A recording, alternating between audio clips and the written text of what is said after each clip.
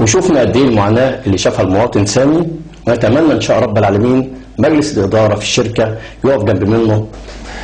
معانا ايضا على هامش الحالات الانسانيه لنا النهارده معانا حاله اخرى لشاب حافظ كتاب الله معاق ذهنيا من وقت ولادته، اسمه الشاب احمد.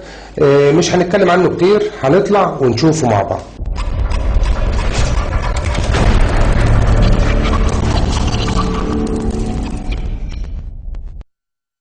أعزائي المشاهدين، معنا النهاردة الحالة الإنسانية.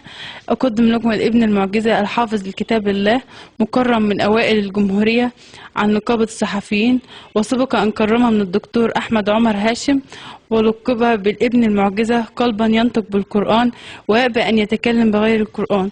يعني بيتكلم بالقرآن وبيقدرش ينطق أي كلام تاني بكلام ربنا.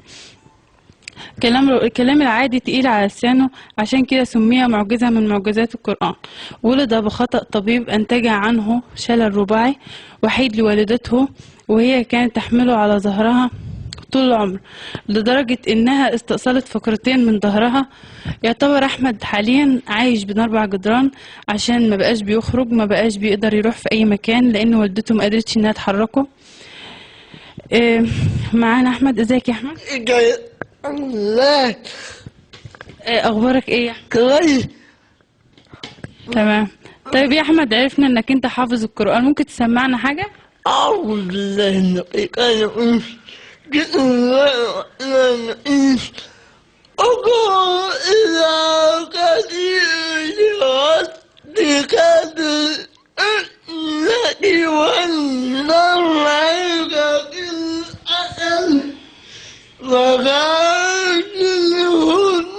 بالتي هي أحسن إن اتقوا وأعلنوا له خلعهم قدير. احسنت يا احمد، احسنت، بارك الله فيك.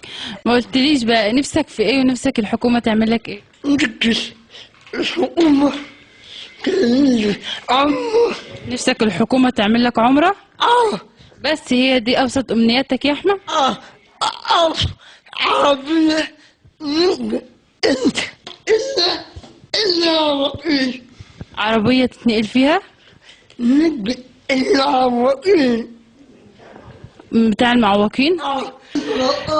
نداء إلى رئيس الجمهورية عبد الفتاح السيسي، وإلى رئيس الوزراء ووزير الصحة، نشوف أي علاج لأحمد حتى لو على نفقة الدولة خارج الدولة، أو نشوف له عربية من عربيات المعوقين تساعده في إنه هو يتنقل من مكان لمكان، لأن والدته مقدرش إن هي تحمله وأصبحت عاجزة. وأبسط أماني أحمد إن هو يعمل عمرة، ويا ريت نلبيله طلبه. دي آخر حاجة بيطلبها كشاب ممنوع من الحياة ومسجون بين 4 حيطان. رجعنا من التقرير وشفنا حالة أحمد، وبجد يعني حاجة لا يرثى لها. فنتمنى من الجميع أو من السادة المشاهدين أو رجال الأعمال اللي في إيده حاجة يقدر يقدمها لأحمد يا ريت.